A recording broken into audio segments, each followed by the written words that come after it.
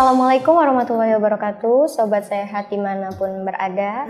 Dalam menjalankan bulan suci Ramadan ini akan menjadikan kita memperbanyak amalan-amalan baik untuk mendapatkan pahala yang begitu berlipat ganda, di mana semua dosa kita mendapatkan ampunan dari Allah Subhanahu wa Ta'ala. Begitu juga doa dan permohonan kita pun diijabah oleh Allah Subhanahu wa Ta'ala. Di bulan suci Ramadan ini terbukanya pintu-pintu surga, dan begitu juga tertutupnya semua pintu neraka. Bahkan setan-setan pun semua dibelenggu pada bulan suci Ramadan ini. Hari ini kita akan membahas mengenai manfaat gerakan sholat untuk kesehatan.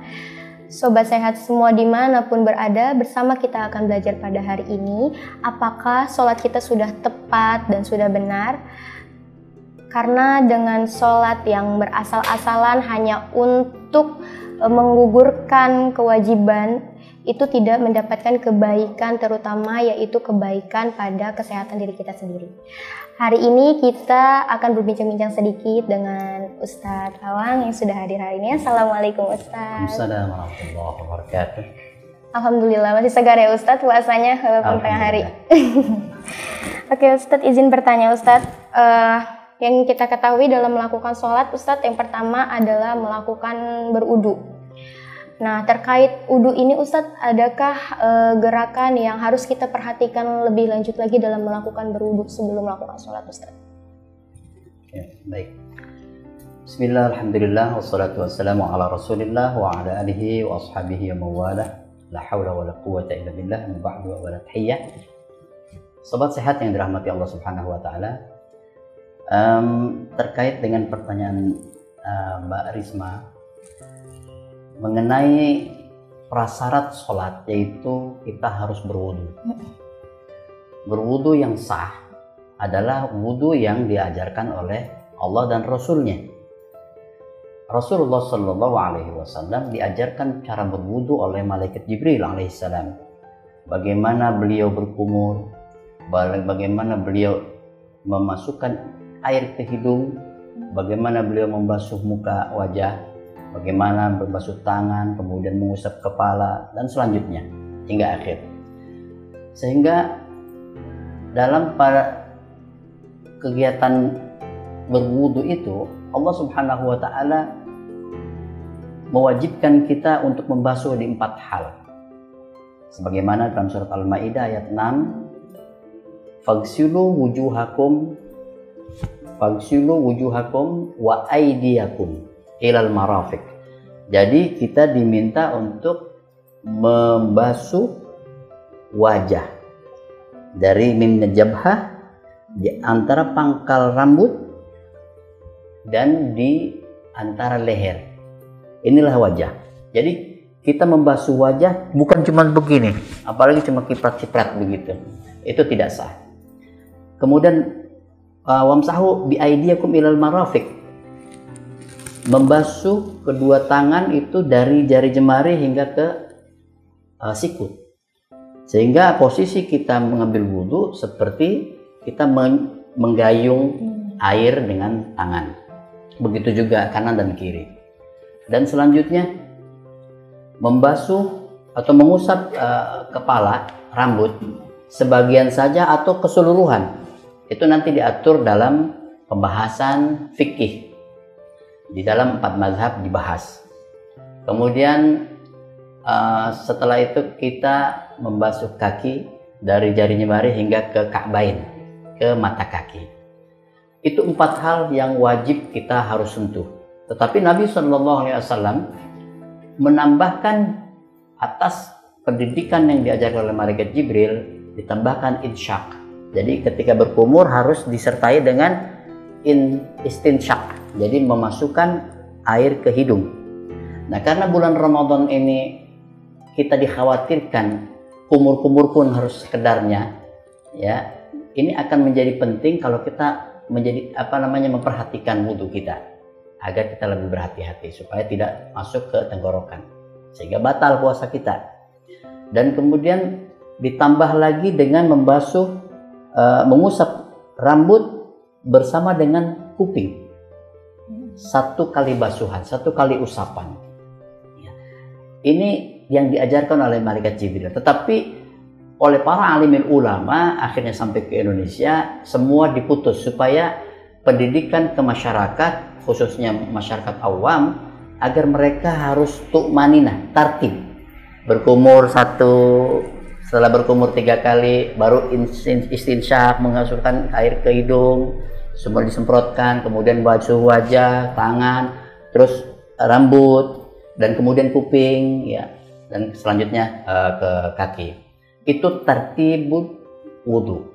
Jadi kita harus menertibkan wudu tadi. Jadi kalau acak-acakan bagaimana? Itu nggak boleh, dan itu harus tertib. Dan kedua, harus kita perhatikan air.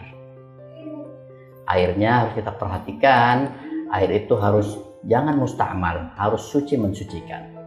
Karena di samping kita menjaga kesucian air itu akan mendidik mengimplementasikan kepada kesehatan jiwa kita. Ketika kita berwudu dengan teratur, itu akan memberikan efek positif kepada jiwa dan tubuh kita. Nah, ketika kita misalnya memberikan doa saja dengan niat, Allahumma nawaitu wudu'a listibahatis shalah. Misalnya, ya Allah, aku berniat untuk berwudu menunaikan salat. Berbeda dengan wudu yang kita laksanakan tanpa niat. Ketika kita wudu tanpa niat, berarti kita tidak untuk sholat, berwudu saja. Tetapi kalau untuk sholat, kita harus ada niat. Ya, jadi itulah perbedaannya. Maka dari itu, manfaat wudu sangat penting banget. Ini bagus pertanyaannya Mbak Risma, sehingga sobat sehat pun bisa memahami betapa pentingnya berwudu sebelum sholat. Nabi SAW mengibaratkan ketika kita punya rumah, di depan rumah kita ada pintu, di depan pintu ada sungai. Jadi kita ibarat berwudu 5 kali itu untuk sholat, sama seperti kita mandi 5 kali dalam 1 hari. Kata Nabi, tidak akan pernah ada lagi kotoran di dalam tubuh kita, karena terbasuh, karena kena air. Dan itulah yang memberikan ketenangan jiwa dan kesehatan raga. Dan ini yang harus diperhatikan. Sehingga pada gilirannya manfaat-manfaat wudu tadi akan memiliki dampak positif buat kepribadian kita dan kesehatan. Yang selanjutnya, ketika kita melakukan wudu tadi, itu memiliki dampak kepada kesehatan kita, mengalirnya darah dalam tubuh kita menjadi lancar. Karena kita sudah terlalu lelah dalam bekerja, berikhtiar, panas suhu tubuh kita, dibasuh dengan air, itu akan menjadi sejuk. Dan disitulah kontras antara panas dan sejuk akan mengalirkan suhu tubuh yang positif, yang akan membawa aliran darah menjadi bersih kembali. Sehingga secara garis besar, aliran darah tidak akan pernah masuk ke rongga-rongga tubuh kita kalau kita tidak kena air. Maka Nabi SAW di dalam syariat agama kita, Allah pun memerintahkan untuk berwudu sebelum melaksanakan sholat.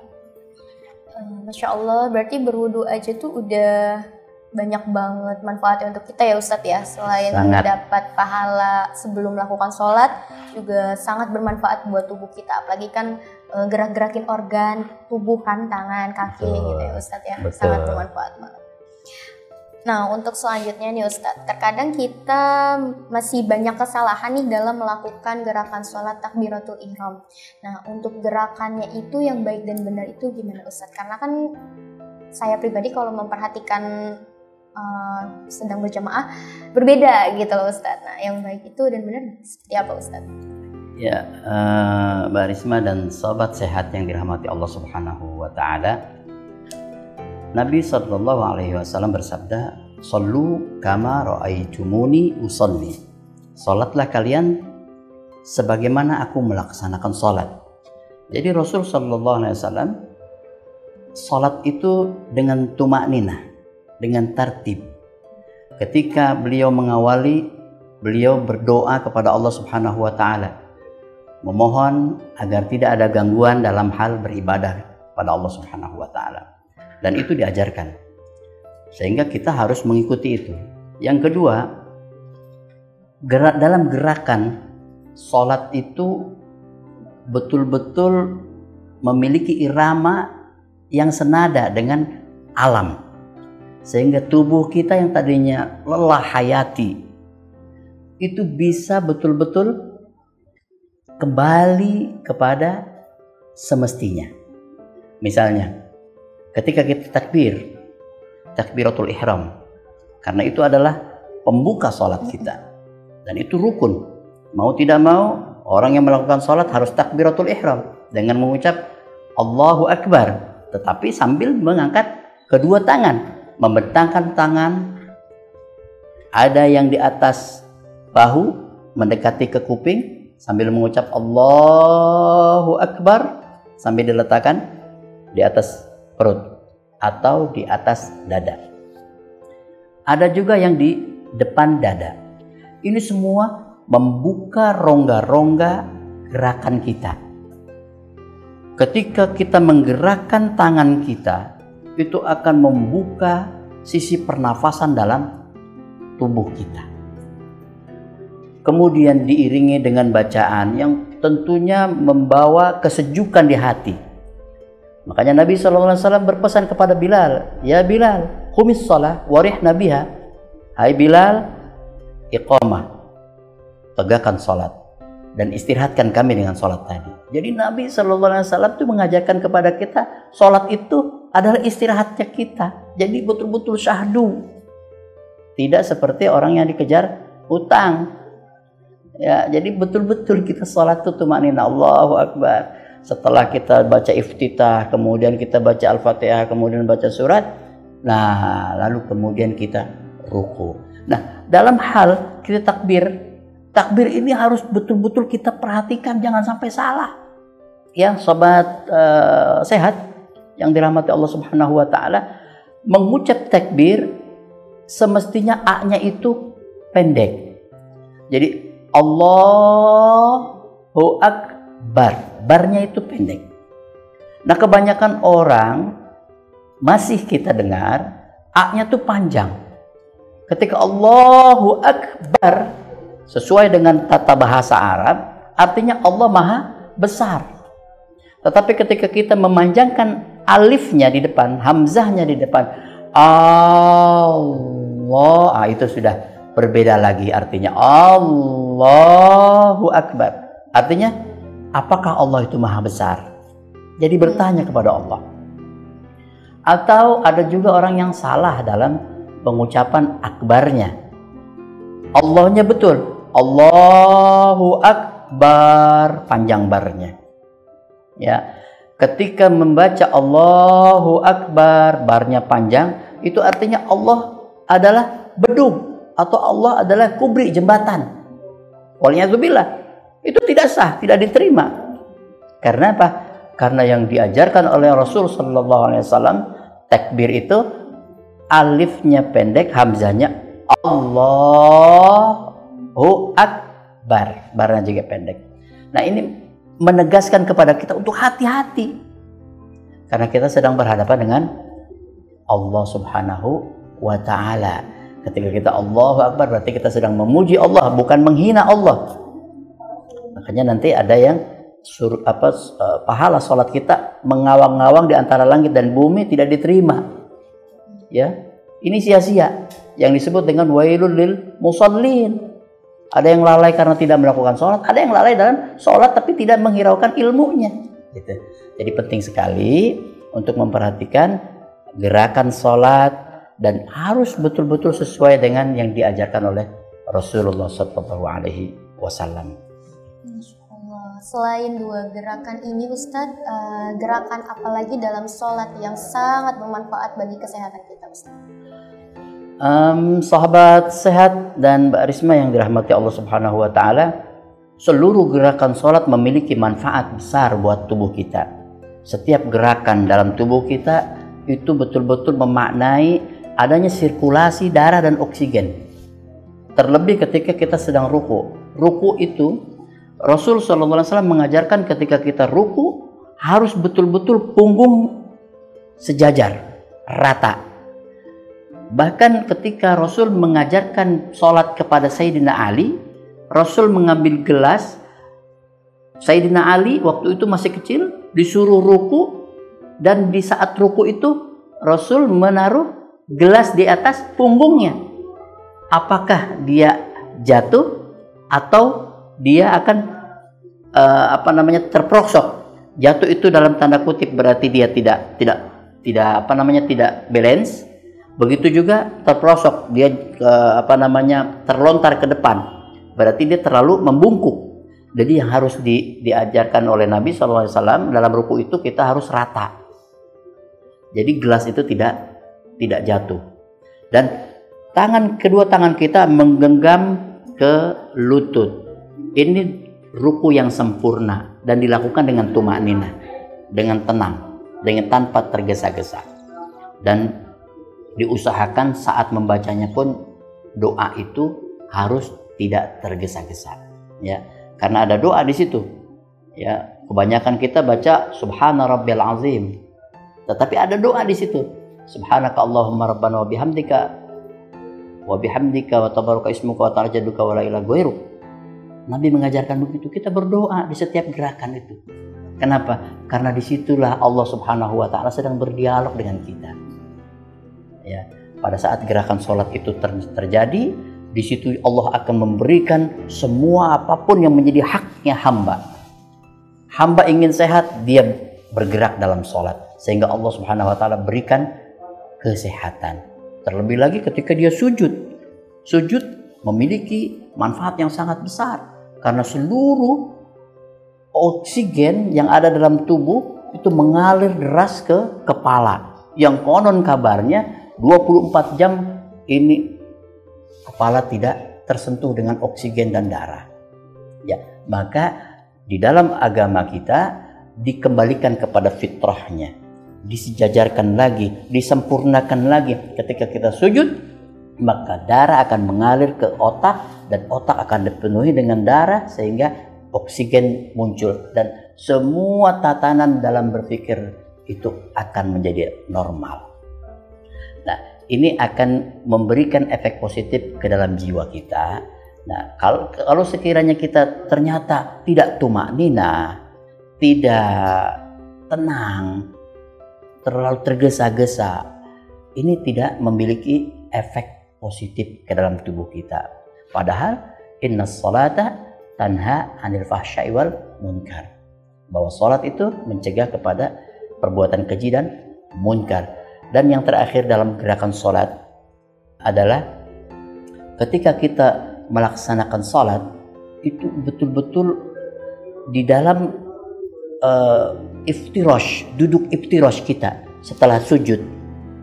Setelah sujud, sobat sehat, setelah sujud kita duduk iftirash. Itu ada doa di situ. Rabbighfirli warhamni wajburni warfa'ni warzuqni wahdini wa'afini wa'fu anni. Ya Allah, berikan kesehatan kepadaku. Jadi kita memohon kepada Allah kesehatan di situ. Jadi sholat bisa dijadikan sebagai wasilah untuk kita memohon rezeki kepada Allah. Warzuqni, kita juga memohon kepada Allah kesehatan. Kita juga memohon kepada Allah memohon maaf atas kesilapan dan kekhilafan kita. Begitu. Jadi gerakan sholat ditata dengan bacaan-bacaan doanya. Insya Allah Ustadz, begitu sempurnanya ya agama Islam kita. Selain kita mendapatkan pahala dari ibadah kita yang kita kerjakan di setiap waktu, kita juga dapat memperoleh manfaat untuk diri kita, baik di aliran darahnya, sendinya, dan otot-ototnya juga ya Ustadz ya. Betul. Baik di bulan suci Ramadan ini, mari kita perbanyak amalan-amalan baik dan kita sempurnakan ibadah sholat kita Sobat Sehat, sehingga mampu menjadi bekal kita di akhirat nanti. Terima kasih Ustadz atas kesempatan waktunya hari ini. Sama-sama. Semoga bermanfaat untuk kita dan Sobat Sehat semua ya Ustadz ya. Ya Rabbal Alamin. Sobat Sehat semua, sampai jumpa di pembahasan kita berikutnya. Jangan lupa untuk di like, komen, dan subscribe channel ini untuk mendapatkan ilmu kebaikan yang lainnya. Terima kasih.